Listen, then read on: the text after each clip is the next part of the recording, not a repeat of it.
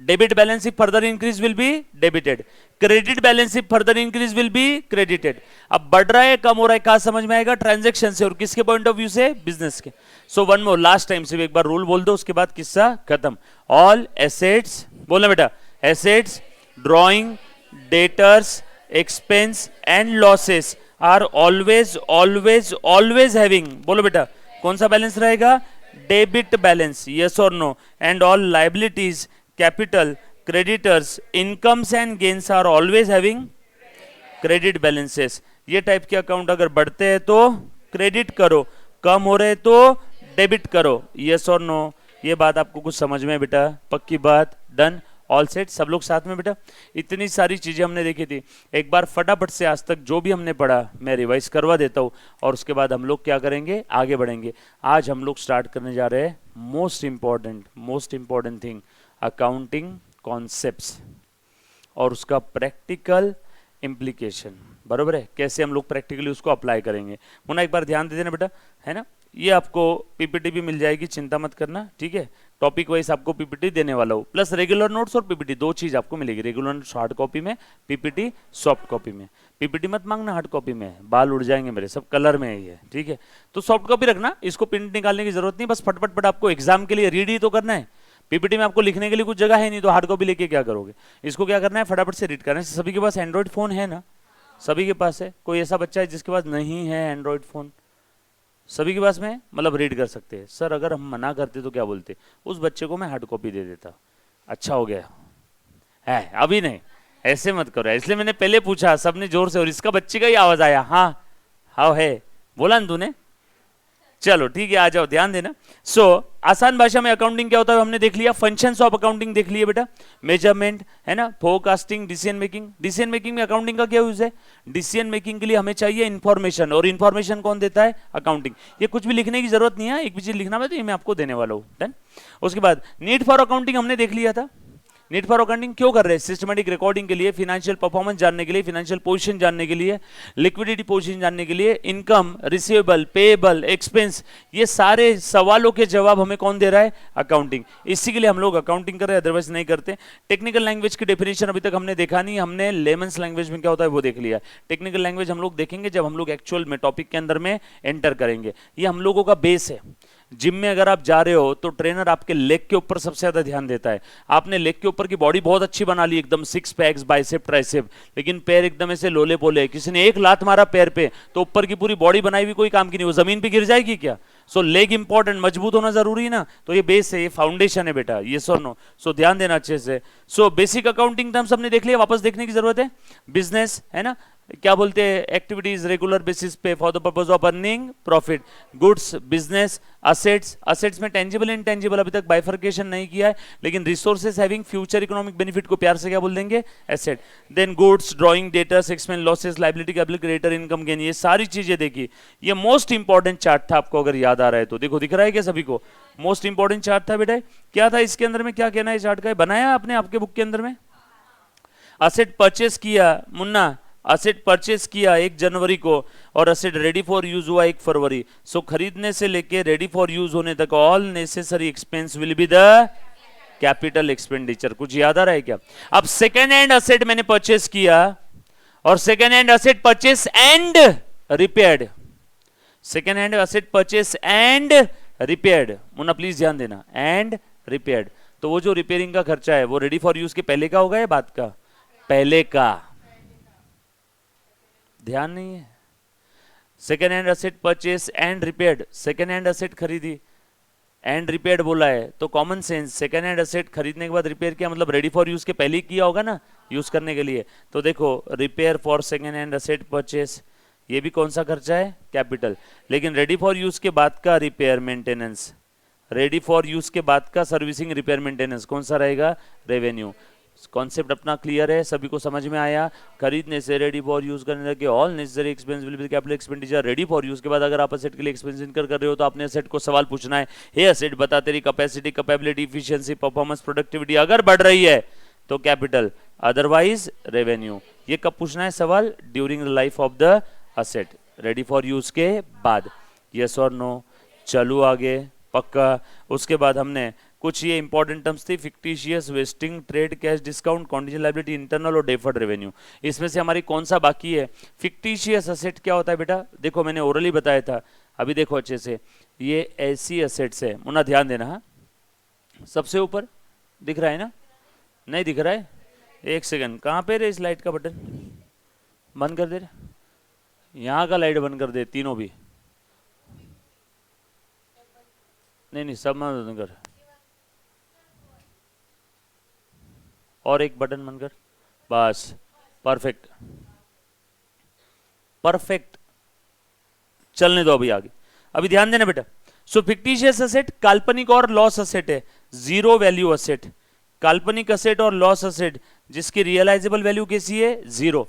ए मुन्ना, धंधे में ऐसी भी असेट्स होती है जिसको बेच के कुछ नहीं आने वाला है, सब फिर रखते क्यों ऐसी असेट को? वही तो, रखना नहीं है, मार देना है, राइट ऑफ करना है, नरक में डालना है, मतलब P&L के डेबिट में। और उसको असेट को हम लोग धीरे धीरे क्या करते हैं? राइट ऑफ करते हैं P&L के डेबिट में। बट सारी असेट एक साथ राइट ऑफ नहीं कर सकते। Heavy advertisement expense is an example of fictitious asset. Sir वो तो डेफर्ड रेवेन्यू था। हाँ, और डेफर्ड रेवेन्यू क्या है? फिक्टिशियस असेट है। जैसे मैं पृथ्वी पे रहता हूँ, सही है, महाराष्ट्र में रहता हूँ, ये भी सही है। समझ में आया सभी को? So heavy advertisement deferred revenue है, और डेफर्ड रेवेन्यू क्या है? फिक्टिशियस असेट है। यस और नो? बात समझ में आ रहा है? So heavy advertisement expense 1 crore Katrina Kaif को दिए, 5 साल का कॉन्ट्रैक्ट था। इस साल P&L में कितना डालेंगे बेटा?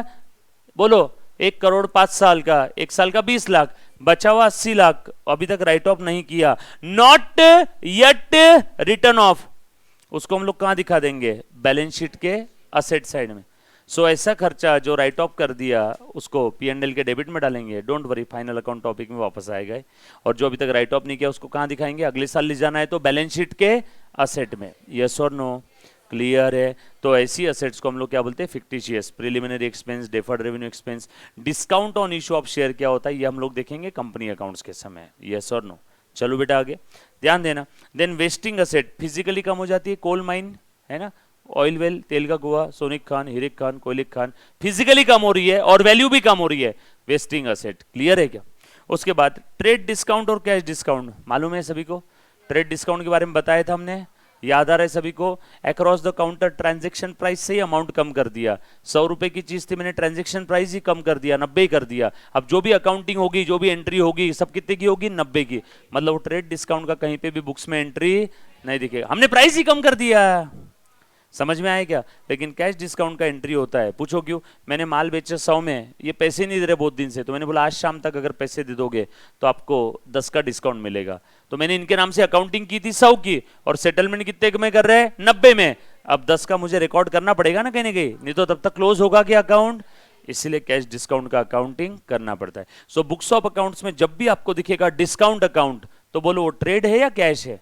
कैश डिस्काउंट, क्योंकि ट्रेड डिस्काउंट का तो अकाउंट बनता ही नहीं है। सो बुक्स में जो डिस्काउंट अकाउंट दिख रहा है वो हर बार कौन सा है? कैश डिस्काउंट है। क्लियर?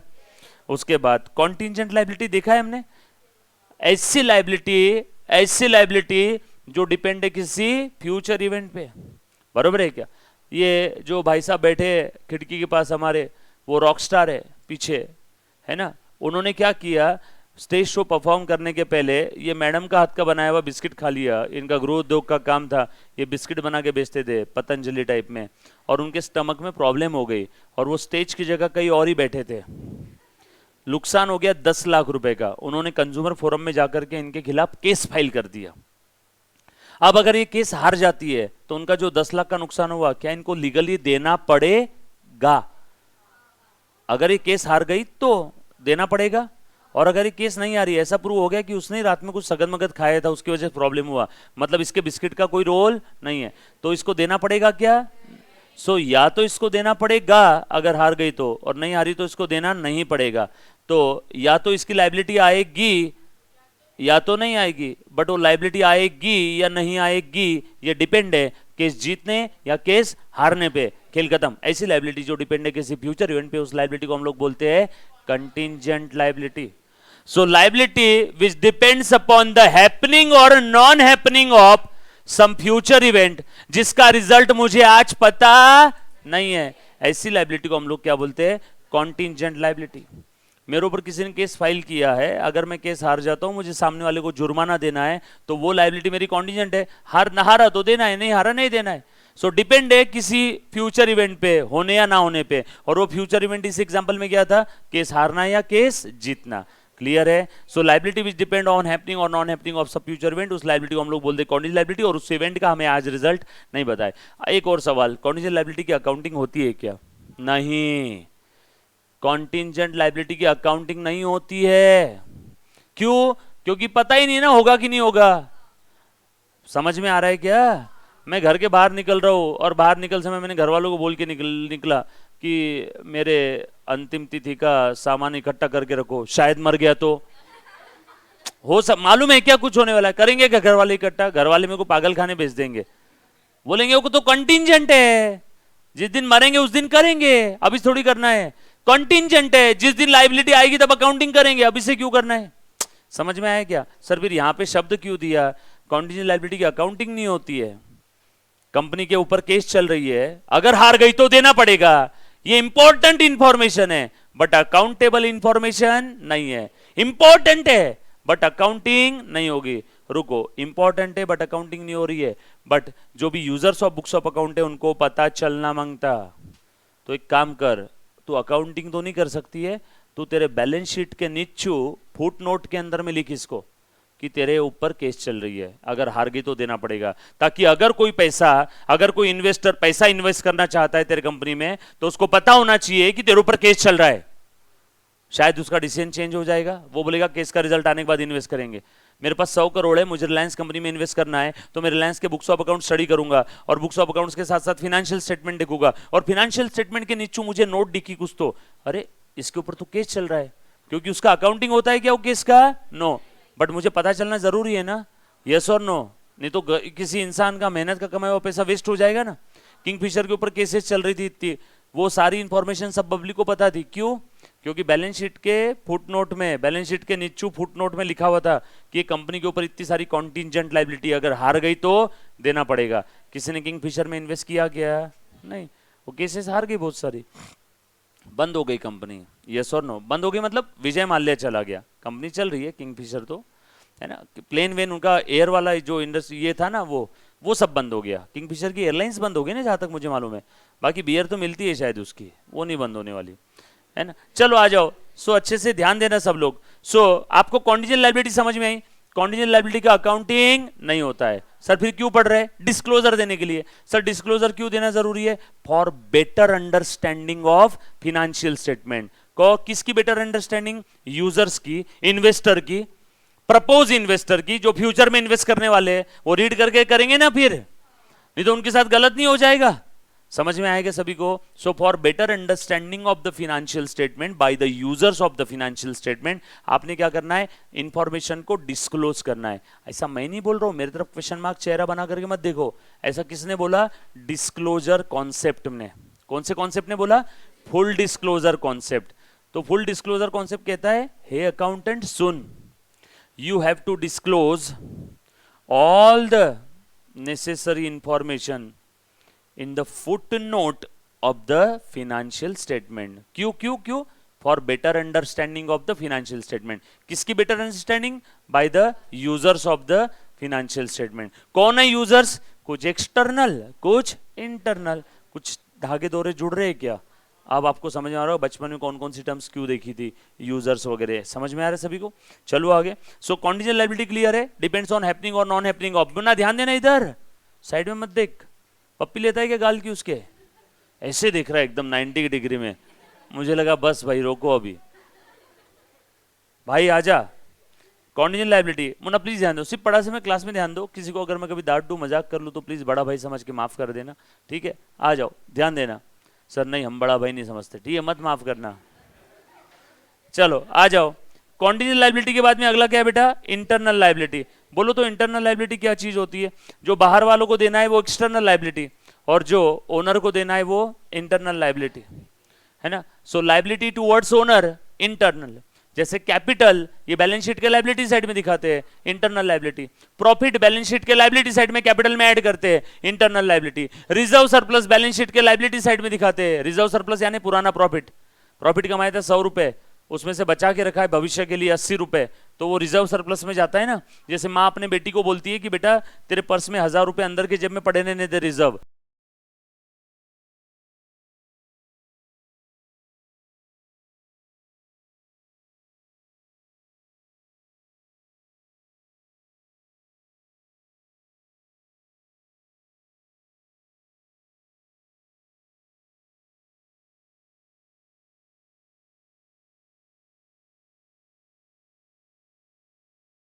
समझ में आएगा सभी को। सो हम हमारे अर्निंग से थोड़ा सा साइड में निकालते हैं फ्यूचर के कोई अननोन लाइबिलिटी के लिए।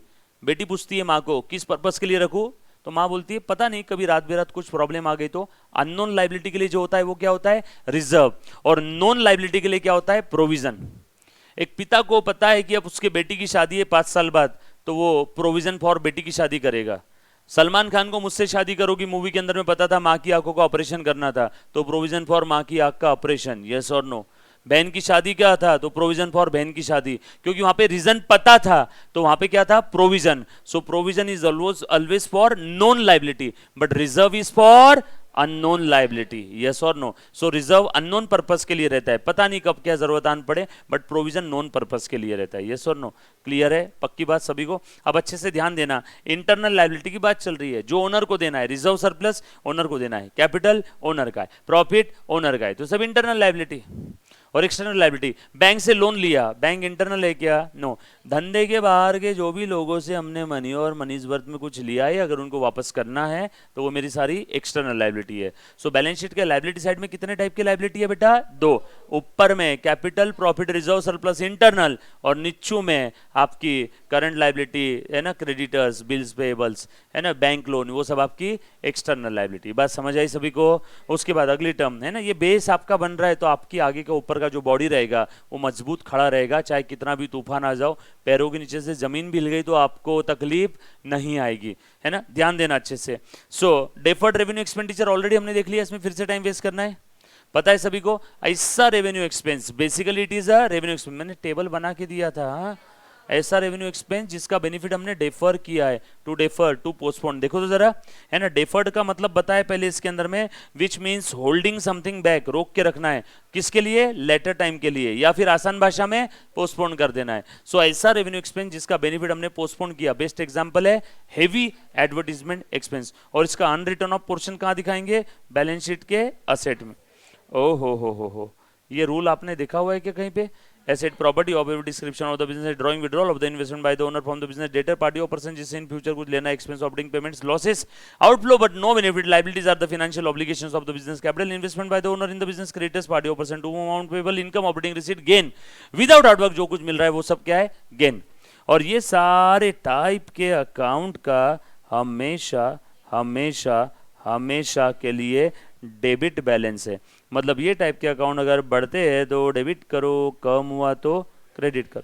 Liabilities capital credit income gain, बढ़ते हैं तो क्रेडिट करो क्योंकि क्रेडिट बैलेंस है, कम होते हैं तो डेबिट करो। आर यू में पॉइंट, डन। चलो आगे, बुक कीपिंग अकाउंटिंग अभी नहीं देखना है, अब अच्छे से ध्यान देना बेटा। आ जाओ मुन्ना, अब मैं जो बताने जा रहा हूँ बहुत काम की चीज, अच्छे से ध्यान देना।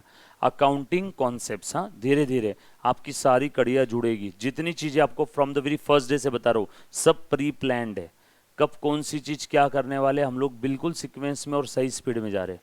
चिंता करने वाली बात नहीं है, इमरजेंसी लैंडिंग अभी नहीं होगी, आप लोग बिल्कुल सेफ हो, ठीक है ना। चलो आ जाओ। सो अब मोस्ट इंपॉर्टेंट लिखो, अच्छे से ध्यान देना बेटे सभी ने। अकाउंटिंग कॉन्सेप्ट्स हेडिंग दे देना, हर एग्जाम में 5 से 6 नंबर के क्वेश्चन इसके ऊपर आने वाले। कितने नंबर, 5 से 6 नंबर के, tick tick tick tick. Accounting concepts, conventions and principles, real life में तीनों को हम लोग साइमल्टेनियसली यूज कर लेते हैं। क्लियर, चलो बेटा करूँ क्या स्टार्ट। मुन्ना आप ध्यान देना अच्छे से, हाँ आ जाओ तो बेटा, देखो ध्यान दे दो। सो अकाउंटिंग कॉन्सेप्ट्स ये अकाउंटेंट को गाइड कर रहे हैं। अकाउंटिंग कॉन्सेप्ट्स क्या कर रहे हैं बेटा, अकाउंटेंट को गाइड कर रहे हैं, है ना। सो कौन कौन से कॉन्सेप्ट है, लिखो लिखो बेटा, प्लीज लिखो। गोइंग कंसर्न लिखो Munna and Munni, business entity और इसी को बोलते हैं सेपरेट एंटिटी।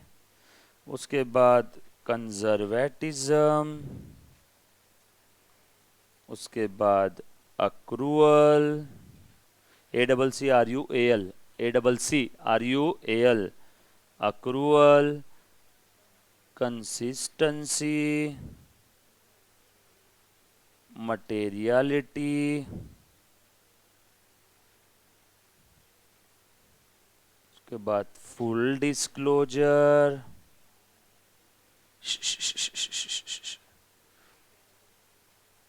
उसके बाद रियलाइजेशन कॉन्सेप्ट, उसके बाद cost concept, then revenue matching,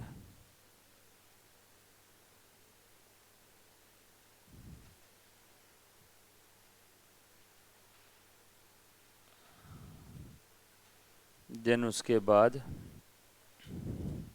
substance over legal form, substance over legal form, going concern, consistency, accrual, business entity, consistency दो बार, अच्छा consistency, conservatism, materiality, full disclosure, realisation, okay, money measurement,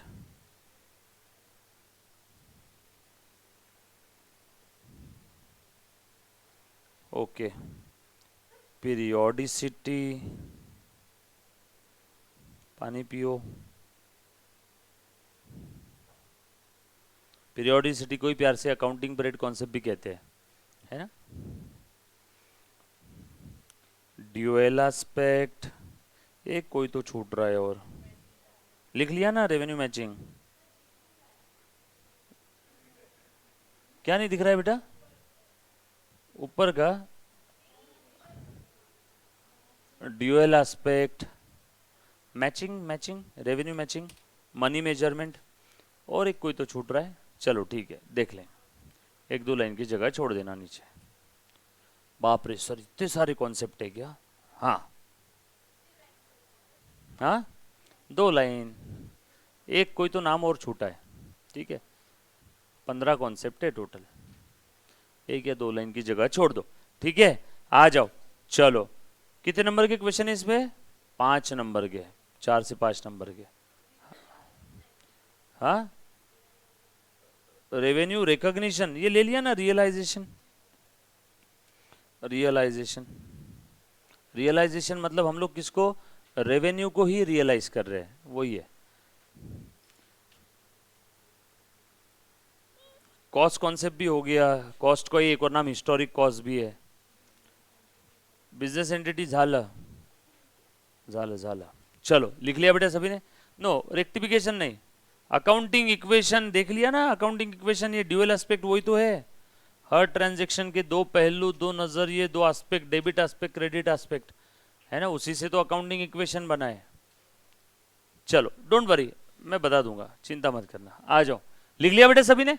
आ जाओ one by one, चलो मैं start करो। सबसे पहला वाला कॉन्सेप्ट, ए मुन्ना चल ध्यान देना अभी,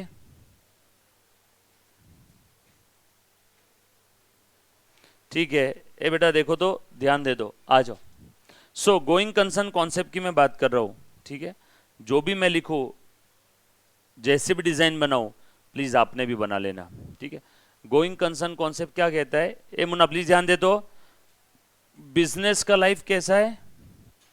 इनफाइनाइट है। मुन्ना बहुत काम की चीज है, हाँ, एग्जाम में क्वेश्चन आने वाले।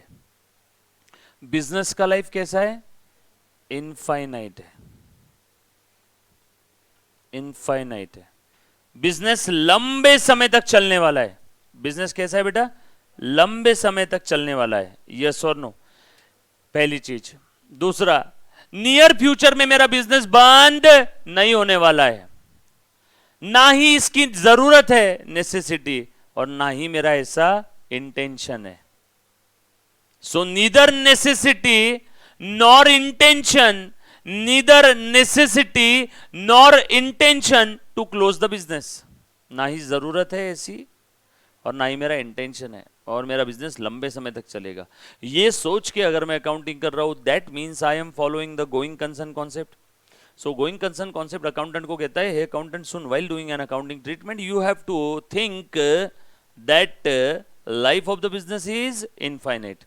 Neither there is a necessity nor there is an intention to close the business in the near future.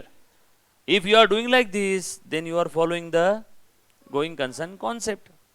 So going concern concept बहुत सिंपल सी यही बात कहता है, सिंपल. ये तो 11वीं तक भी पढ़ा था. अब नया सुनो, आ जाओ मुन्ना, ध्यान देना अब, हाँ अच्छे से प्लीज ध्यान दे. सभी ने असेट का मीनिंग देखा हुआ है. असेट का मतलब क्या है? सीन्स. ये 3 टिम्बर मतलब क्या है? सीन्स. ये क्या है बेटा? देयरफॉर. बराबर है? वाह यार होशियार है सब लोग. मैं ना बीकॉम फर्स्ट ईयर में था तब मुझे समझ में आया था, BCom first year second year में, ये सीन्स है और वो देयरफॉर है. मैंने क्लास में पूछा था टीचर को, और जो मज़ा उड़ाया था ना दोस्तों ने मेरे, बहुत सारा. अरे गांव में कहाँ इतना था यार पहले. मराठी मीडियम में बीच बीच में स्कूल होती नहीं होती, बारिश आए तो स्कूल कंपलसरी छुट्टी. गलती थी ना हर जगह से, पानी था तो बारिश में हमको हॉलीडे रहता था, समर हॉलीडे, बारिश हॉलीडे, विंटर में सिर्फ स्कूल रहता था. समझो ना, ऐसी तो हालत थी. और साल की 1 रुपीज़ फीस थी, 1 रुपया. सरकारी स्कूल थी, 1 रुपये की पावती कटती थी बस, 1 रुपीज़ की. फ्री था ना, 10वीं तक का एजुकेशन फ्री. 11वीं 12वीं में कुछ 800 रुपये लगे थे एक साल के. और क्या चाहिए यार. चलो आ जाओ. खैर जो भी है, उससे कुछ चीज़ें जो छूट गई वो बाद में हमने थोड़ी सी एक्स्ट्रा मेहनत करके समझ लिए.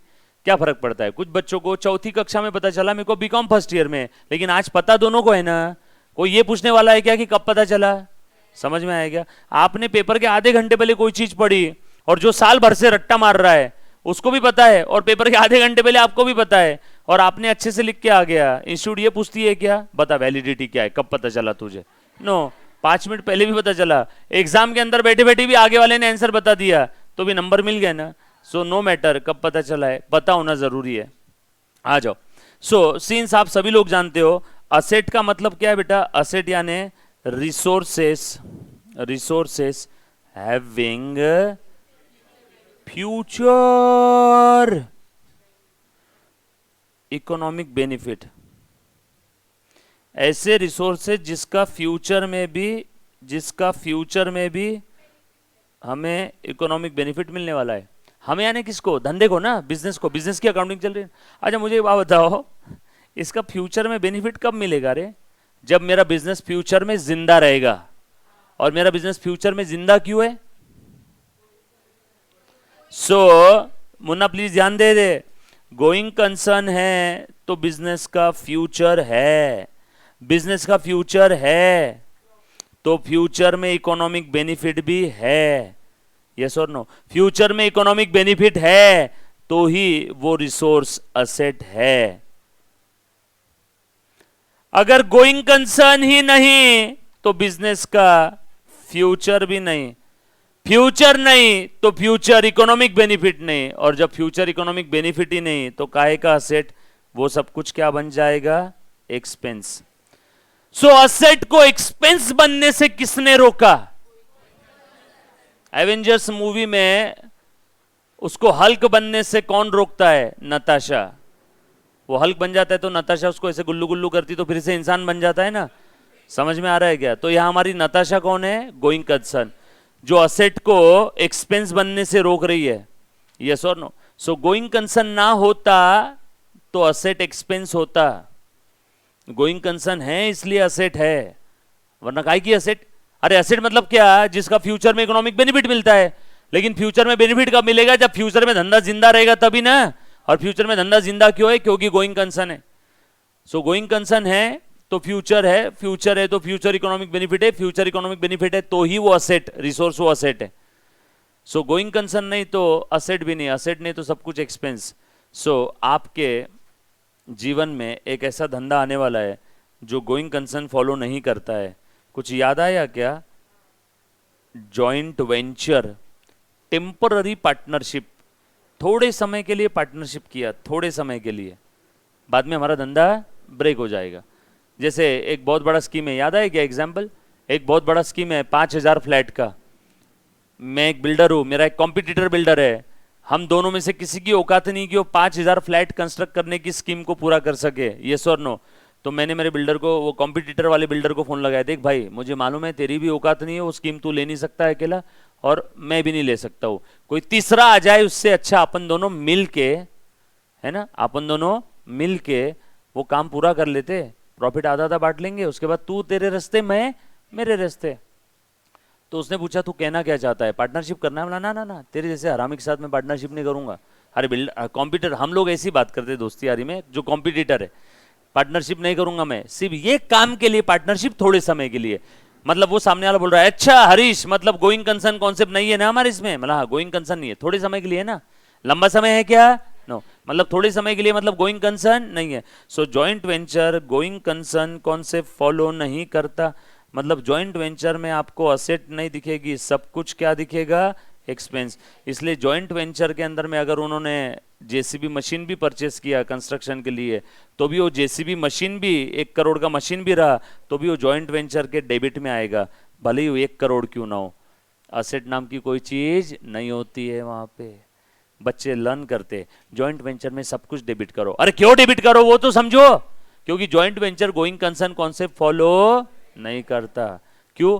क्योंकि 2 या 2 से ज्यादा लोग थोड़े समय के लिए एक साथ आए, अपना अपना काम किए, उसके बाद निकल लिए, और जो फल आ रहा है उसको आपस में बांट लिया। उनके इस टेम्पररी पार्टनरशिप को हम लोग क्या बोलते हैं? Joint venture. यस और नो? क्लियर है? पक्की बात? चलो आगे, है ना। देखो कुछ बच्चे हंस रहे पीछे, मुझे मालूम है आप क्या सोच रहे हो। शादी permanent partnership going concern, girlfriend boyfriend joint venture. Yes और नो? और जॉइंट वेंचर का कोई फर्म नेम होता है क्या? नो। प्यार को प्यार रहने दो, उससे कोई नाम ना दो। इसलिए गर्लफ्रेंड बॉयफ्रेंड के रिश्ते का कोई नाम नहीं है, लेकिन हस्बैंड वाइफ के रिश्ते का नाम है शादी। यस और नो? इसलिए पार्टनरशिप में फर्म नेम होता है, जॉइंट वेंचर में कोई फर्म नेम नहीं होता है, टेम्पररी है, थोड़े समय के लिए साथ में है, क्यों फालतू में नाम भी सब खर्चा करने का। जॉइंट वेंचर में कोई फर्म नेम नहीं है। बिल्कुल सही बोला। सीजनल बिजनेस, दिवाली के पटाखे की दुकानें, ये वो सब सीजनल है, ये सब गोइंग कंसर्न कॉन्सेप्ट फॉलो नहीं करते। चलो आ जाओ। सो गोइंग कंसर्न वो कॉन्सेप्ट है जो चीन की दीवार बन के खड़ा है, किसके बीच में? असेट और एक्सपेंस के बीच में। समझ में आया क्या? गोइंग कंसर्न वो कॉन्सेप्ट है जो कैपिटल और रेवेन्यू आइटम के बीच में चीन की दीवार बन के खड़ा है। गोइंग कंसर्न वो कॉन्सेप्ट है जो लॉन्ग टर्म और शॉर्ट टर्म आइटम के बीच में चीन की दीवार बन के खड़ा है। यस और no? So long term short term को किसने बाइफरकेट किया? गोइंग कंसर्न ने। असेट एक्सपेंस को किसने बाइफरकेट किया? गोइंग कंसर्न ने। फिक्स करंट को किसने बाइफरकेट किया? गोइंग कंसर्न ने। कैपिटल रेवेन्यू को किसने बाइफरकेट किया? Going concern. 4 एमसीक्यू एक ही कॉन्सेप्ट में पैदा हो गए। क्लियर है? समझ में आया सभी को? उसके बाद अगला कॉन्सेप्ट है बेटा आपका दूसरा वाला कॉन्सेप्ट है, ये था आपका गोइंग कंसर्न, ये था आपका गोइंग कंसर्न। दूसरा वाला बिजनेस एंटिटी, रुको लिखने की जरूरत नहीं है, ओरली समझना। अभी ये थ्योरी वाला बिजनेस एंटिटी कॉन्सेप्ट बहुत सिंपल है, जो आपने सोचा वही सही है ना, सबने सोच लिया होगा कुछ ना कुछ। बैलेंस शीट इक्वेशन कॉन्सेप्ट, बेटा इक्वेशन कॉन्सेप्ट आ गया है ड्यूअल एस्पेक्ट में, बताऊंगा। बिजनेस एंटिटी क्या कहता है? भैया सुन, जब भी तू अकाउंटिंग करेगा ना, तब तूने ओनर को और बिजनेस को अलग अलग है सोच के करना है, ये सबको पता है। लेकिन अब आपसे एक छोटा सा सवाल, कैपिटल को लाइबिलिटी साइड में क्यों लिखते हैं? Because of business entity. क्यों कैपिटल लाइबिलिटी क्यों है? अरे भैया जब भी किसी अलग आदमी से आप पैसा लेते हो तो उसको वापस करना पड़ेगा ना, और बिजनेस ने, धंधे ने ओनर से जो कि अलग आदमी है उससे पैसा लिया, मतलब ओनर से जो पैसा लिया वो आज नहीं तो कल वापस करना है, और ओनर अलग क्यों है? Business entity. सो आज के बाद अगर आपसे कोई सवाल पूछता है कि भैया बता कैपिटल को लायबिलिटी में क्यों लिखते हो, उसको बोलना इधर आ बैठ, उसके पीछे की वजह है बिजनेस एंटिटी कॉन्सेप्ट। आज के बाद अगर आपसे किसी ने सवाल पूछा कि प्रॉफिट लायबिलिटी साइड में क्यों आता है, उसके पीछे की वजह है बिजनेस एंटिटी। क्योंकि प्रॉफिट किसका है? मालिक का। ओनर बिजनेस प्रॉफिट किसको देने वाला है? मालिक को। बिजनेस को देना है मतलब लायबिलिटी। अच्छा देना क्यों है? क्योंकि वो अलग है। अलग क्यों है? Business entity. समझ में आया क्या? सो एमसीक्यू क्रिएट हो गया। आज के बाद अगर आपसे किसी ने लॉजिक पूछा ना, तो उसको बोलना कैपिटल और प्रॉफिट लायबिलिटी में क्यों लिखते हैं, एक वर्ड में लॉजिक है बिजनेस एंटिटी कॉन्सेप्ट। समझ में आया? So while recording the transaction you have to think that the owner and business are separate person. Yes और नो? और ओनर के पर्सनल एक्सपेंसेस हम लोग बिजनेस के बुक्स में रिकॉर्ड क्यों नहीं करते? लॉजिक बिजनेस एंटिटी कॉन्सेप्ट, क्योंकि दोनों अलग अलग पर्सन है। यस और नो? लॉस को असेट में क्यों दिखाते हैं, प्रॉफिट को लायबिलिटी में क्यों दिखाते हैं? Business entity concept. यस और नो? क्लियर है? पक्की बात, डोंट वरी, सारी चीजें पीपीटी में भी रहेगी, यहां भी बता के रख रहा हूं, दोनों जगह रहेगी, ठीक है। उसके बाद कंजर्वेटिज्म कॉन्सेप्ट, कंजर्वेटिज्म कॉन्सेप्ट क्या कहता है? मारवाड़ी बन जाओ, कंजूस बन जाओ, याद आ रहा है क्या सभी को? मैं अपने आप को बोल रहा हूं, डोंट टेक इट पर्सनली, है ना। फ्यूचर में होने वाले एक्सपेंस और लॉसेस को आज रिकॉग्नाइज करो, बताया था कि हमने, लेकिन फ्यूचर में होने वाली इनकम और गेन को, ये हमने डिस्कस किया था कि कभी कंजर्वेटिज्म। चलो आ जाओ, फ्यूचर में होने वाली इनकम या गेन को आज रिकॉग्नाइज नहीं करना। आप सब लोग फाउंडेशन पास होने वाले हो, नहीं भरोसा है? पार्टी दो ना, अभी आपने बोला ना फाउंडेशन पास हो गए तो पार्टी दो। हाँ, तो ये तो आपके दिमाग में कंजर्वेटिज्म है, बैक ऑफ द माइंड में, क्योंकि आप क्या बोलते हो, सर फ्यूचर में होने वाली खुशी को लेके हम लोग आज खुश नहीं होते, फ्यूचर में होने वाली इनकम को हम लोग आज रिकॉग्नाइज नहीं करते। लेकिन फ्यूचर में आपका एग्जाम है तो पढ़ाई आज क्यों कर रहे हो? फिर पढ़ाई भी फ्यूचर में करना, क्योंकि फ्यूचर में होने वाले एक्सपेंस के लिए अभी से चिंता करो, लेकिन फ्यूचर में होने वाली इनकम को लेके आज एंट्री मत करो। So anticipate possible losses and expenses but do not anticipate possible income और गेन। फ्यूचर में इनकम जो होने वाली है उसकी अकाउंटिंग आज नहीं करना है, लेकिन फ्यूचर में अगर कोई एक्सपेंस या लॉस होने वाला है तो उसको अभी से रिकॉग्नाइज कर दो, कंजर्वेटिव बन जाओ, यस और नो। इसी के लिए आप provision for doubtful date create करते हो। डाउटफुल डेट शायद डूब जाएगा, कब? फ्यूचर में। तो फ्यूचर में डूबने वाला है ना, बट अकाउंटिंग कब करते? आज ही। Provision for doubtful debt, logic क्या है एक वर्ड में? Conservatism concept. कुछ समझ में आया? Provision for doubtful debt, provision for any expenses, जब कभी भी आप कोई फ्यूचर में होने वाले एक्सपेंस लॉसेस की अकाउंटिंग कर रहे हो।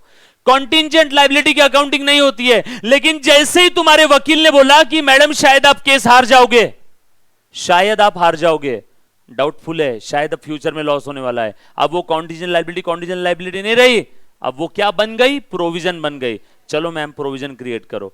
जब तक कॉन्टिंजेंट था, हो भी सकता नहीं भी हो सकता, कुछ पता नहीं है, जैसे ही डाउटफुल आ गया शायद आप हार जाओगे, अब इसको प्रोविजन क्रिएट करना पड़ेगा क्या? अब कॉन्टिंजेंट से हटा के प्रोविजन में आ जाएगी, और जिस दिन एक्चुअल में केस हार गई मैडम, अब प्रोविजन भी नहीं, अब वो एक्चुअल लायबिलिटी हो गई आपकी। सो कॉन्टिंजेंट लायबिलिटी से प्रोविजन, केस हार गई तो प्रोविजन से एक्चुअल लायबिलिटी। समझ में आया तीनों में फर्क क्या है? तो पक्की बात। इतना कह के मैं मेरे आज के छोटू से 2 शब्द समाप्त कर रहा हूं, बाकी कॉन्सेप्ट कल के लेक्चर में हम लोग कंटिन्यू करेंगे। Thank you very much, love you all, take care, bye, thank you, bye bye.